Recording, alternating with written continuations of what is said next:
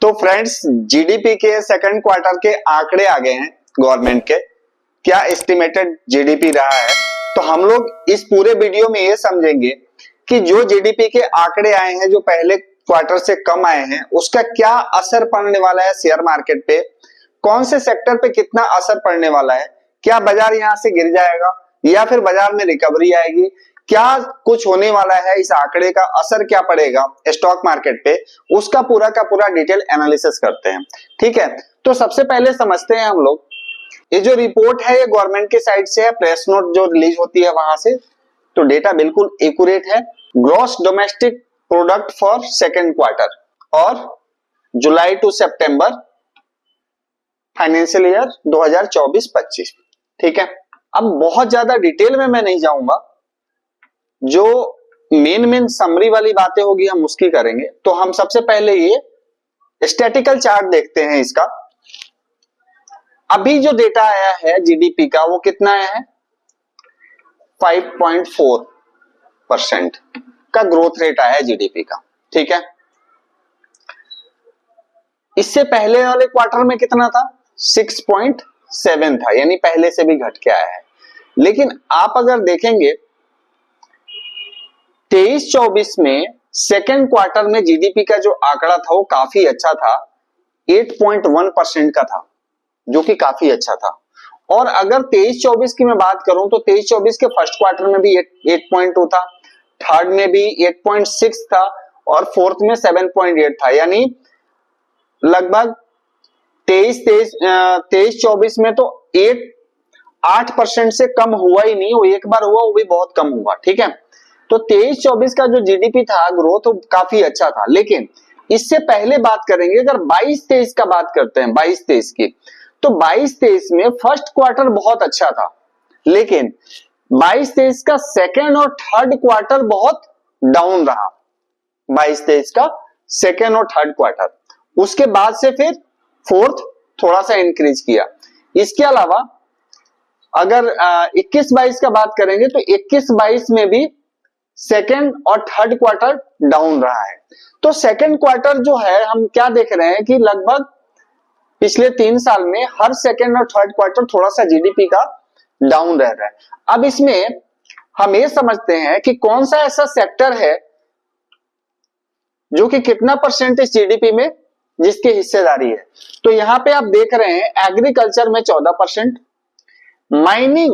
Mining ने सबसे ज्यादा डिसअपॉइंटेड किया है, माइनिंग सिर्फ 2% रहा है, मैन्युफैक्चरिंग 14% रहा है, इलेक्ट्रिसिटी, गैस और water supply, other utility services भी 2% है, कंस्ट्रक्शन 8% है, पब्लिक एडमिनिस्ट्रेटर, डिफेंस अच्छा रहा है जो कि 16% है। इसके अलावा फाइनेंशियल, प्रोफेशनल सर्विसेज और रियल एस्टेट 26% का रहा है, और trade, hotel, transport, communication services related ये रहा है 18%। तो ये सेक्टर वाइज डिवाइड है। इसके अलावा 23-24 और 24-25 के सेकेंड क्वार्टर का जो कंपेयर देखिए कि कहां पे किस किस सेक्टर में ग्रोथ है और किस किस सेक्टर में ग्रोथ कम हुआ है। तो सबसे ज्यादा डिसअपॉइंटेड, जैसे कि मैं आपको बोल रहा था, माइनिंग, ये जो ब्लू कलर का आपको दिख रहा है ये 23-24 का डेटा है, और रेड कलर का जो आपको दिख रहा है वो 24-25 का है। तो माइनिंग सेक्टर जो कि 11% रही 23-24 में, वो अभी माइनस में चला गया, -0.1।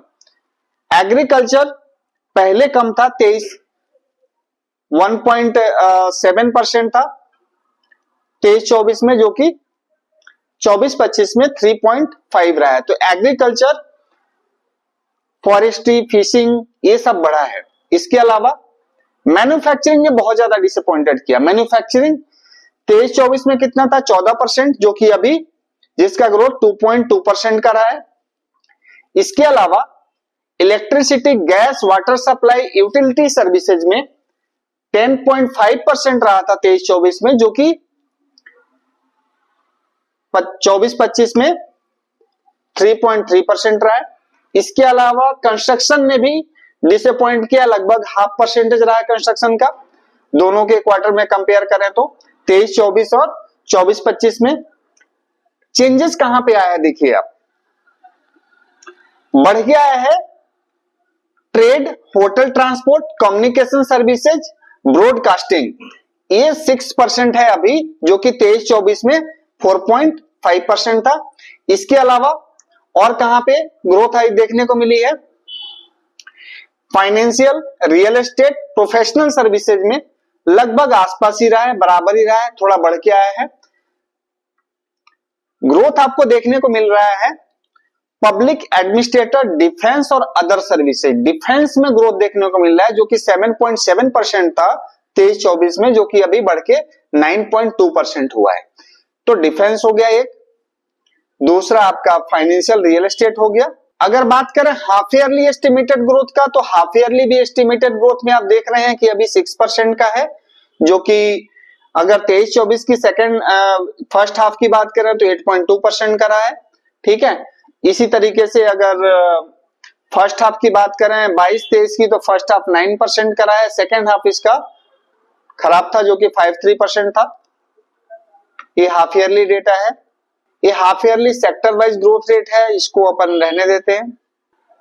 अब थोड़ा सा इस डेटा को समझ लेते हैं। ईयर ऑन ईयर ग्रोथ के हिसाब से Q2 23-24 और 24-25 में कौन सा प्रोडक्शन है, किस किस प्रोडक्ट का प्रोडक्शन जहां पे चेंजेस आया है मेजर, उसको समझते हैं। तो सबसे पहले प्रोडक्शन ऑफ राइस, राइस का प्रोडक्शन अभी 24-25 के सेकंड क्वार्टर में पहले से बेटर रहा है। प्रोडक्शन ऑफ कोल, कोल का प्रोडक्शन जैसे कि पहले हमने देखा माइनिंग काफी डाउन हुआ है, पहले 16% था, जो कि सिर्फ 0.5% का रहा है। प्रोडक्शन ऑफ क्रूड ऑयल पहले 1.3% का था, जो कि अभी माइनस में गया, 3.4% रहा। प्रोडक्शन ऑफ सीमेंट, सीमेंट का प्रोडक्शन काफी डाउन हुआ है, जो कि 10.3% था, जो और अभी 3.0% है। अब इसका मतलब क्या है, ये चीज मैं आपको क्यों बता रहा हूं? ये जो प्रोडक्शन है प्रोडक्ट वाइज, तो इससे रिलेटेड जितनी कंपनियां हैं आप उस कंपनियों को कोरिलेट कर सकते हैं। जैसे फॉर एग्जांपल अगर मैं सीमेंट सेक्टर की बात कर रहा हूं, तो सीमेंट सेक्टर का प्रोडक्शन अगर डाउन गया है, पहले जो 10.3% था अभी वो 3.0% है, तो मतलब सीमेंट की जितनी भी कंपनियां हैं उनका परफॉर्मेंस थोड़ा सा ठीक नहीं है इस क्वार्टर में, और हो सकता है आगे भी थोड़ा सा स्लो डाउन रहे। ठीक है, तो इससे अपने को जैसे कंजप्शन ऑफ स्टील है, जो कि पहले फाइनेंशियल ईयर में 23-24 में कितना रहा? 17%, जो कि अभी 12% रहा है। यानी मेटल सेक्टर की कंपनियां भी होंगी, उनका भी परफॉर्मेंस स्लो डाउन हुआ है। इसके अलावा टोटल टेलीफोन सब्सक्राइबर पहले जितने थे अभी भी उतने ही हैं, सेम रहा है। Sales of commercial vehicles, commercial vehicles का सेल्स घटा है, पहले जो 6.8% था अब वो माइनस में चला गया है। तो कमर्शियल व्हीकल्स में डील करने वाली कंपनियां, जो ऑटो कंपनियां हैं, उनको प्रॉब्लम रही है इस क्वार्टर में। इसके अलावा purchase of private vehicles passenger, ये बढ़ा है। जो प्राइवेट व्हीकल्स में जो डील करती है कंपनियां, उनका शेयर, उनका प्रोडक्शन काफी बड़ा है, जो 9.9% रहा है। ठीक है, जिसमें टू व्हीलर भी आता है और फोर व्हीलर भी आता है। इसके अलावा cargo handle major ship port, जो पोर्ट वाले सर्विसेज वाले कंपनियां हैं, उनका भी प्रोडक्शन वहां से भी बढ़ा है। इसके अलावा कार्गो हैंडल एयरपोर्ट्स, यहां पे भी काफी अच्छा ग्रोथ, यानी एविएशन बिजनेस में काफी अच्छा ग्रोथ देखने को मिला है, जो कार्गो हैंडल करते हैं एविएशन वहां पे। पैसेंजर ऑफ हैंडल एयरपोर्ट, ये कार्गो का है, कार्गो में ग्रोथ जैसे सामान ढुलाई जो होता है उसमें ग्रोथ आया है, 1.7 से बढ़ के 16.1 का ग्रोथ आया है। इसके अलावा पैसेंजर में कमी आई है, यानी एविएशन जो पैसेंजर जो एरोप्लेन से सफर करते हैं उसमें कमी आई है, पहले 22% का रहा था, 23% का, अब 7.8% का है। रेलवे, रेलवे की बात करते हैं, रेलवे में क्या है? तो रेलवे में जो माल ढुलाई का होता है वहां पे कमी आई है, वो नेगेटिव रहा है डेटा। पैसेंजर किलोमीटर्स में भी कमी आई है, पैसेंजर्स का भी कमी आई है यहाँ पे। अब एग्रीगेटेड बैंक डिपॉजिट, जो बैंक में पैसा डिपॉजिट होता है वहां पे भी कमी आई है, जो कि 23-24 के फाइनेंशियल ईयर में 11.5% था, अभी वो 10.8%, यानी यहां भी बैंकों की परफॉर्मेंस भी डाउन रही है। इसके अलावा एग्रीगेट बैंक क्रेडिट लोन बढ़ा है, यानी पहले जो 13% था वो अभी 13.7% हुआ है। Revenue expenditure less than interest payment and subsidiary centre, यहां पे भी भारी कमी देखने को मिली है, जो कि पहले 34.6% था, वो 7.2% रहा है। एक्सपोर्ट, गुड्स एंड सर्विस का एक्सपोर्ट बढ़ा है, ये अच्छी चीज है कि एक्सपोर्ट, जितने भी कंपनियां एक्सपोर्ट करने वाली हैं वो काफी अच्छा परफॉर्म कर रही हैं। इसके अलावा इंपोर्ट, इंपोर्ट जो पहले कम हुआ था तो इंपोर्ट भी बढ़ा है, ठीक है। सीपीआई जनरल इंडेक्स 6.4 था, जो कि घट के अभी 4.2% रहा है। इसके अलावा आईआईपी डेटा देखते हैं इंडस्ट्रियल का। माइनिंग सबसे ज्यादा, जो बार बार मैं बोल रहा हूं, माइनिंग ने डिसअपॉइंटेड किया है, मैन्युफैक्चरिंग ने डिसअपॉइंटेड किया है, जो 6.8% था वो 3.1% रहा है। इलेक्ट्रिसिटी 11.1% था, जो कि सिर्फ 1.4% रहा है। मेटेलिक मिनरल्स, मिनरल्स में भी 14% था, जो कि 2 पॉइंट रह गया। तो माइनिंग सबसे ज्यादा डिसअपॉइंटेड रहा है। फूड आर्टिकल, फूड आर्टिकल में क्या डेटा है, फूड आर्टिकल भी काफी कम रहा है, पहले 10% फूड आर्टिकल्स था, जो कि 5.9% रहा है। 11% था, 11.4%, जो कि अभी 6.2% था, 2% रहा है। मैन्युफैक्चर्ड प्रोडक्ट माइनस में रहा था पहले, जो कि यहाँ पे थोड़ा सुधार देखने को मिला है। ऑल कमोडिटी पहले नेगेटिव थी, अब वो 1.7%। तो ये पूरा का पूरा प्रोडक्ट वाइज जीडीपी का पूरा डेटा रहा। इसका असर कहां पे पड़ने वाला है, तो ये डेटा नॉर्मली आप डाउनलोड कर सकते हैं गवर्नमेंट के वेबसाइट से। मैंने भी गवर्नमेंट के वेबसाइट से डाउनलोड किया है, ऑथेंटिकेट डेटा होता है। जो इकोनॉमिक्स के स्टूडेंट है उनको ये ज्यादा चीजें समझने की जरूरत है।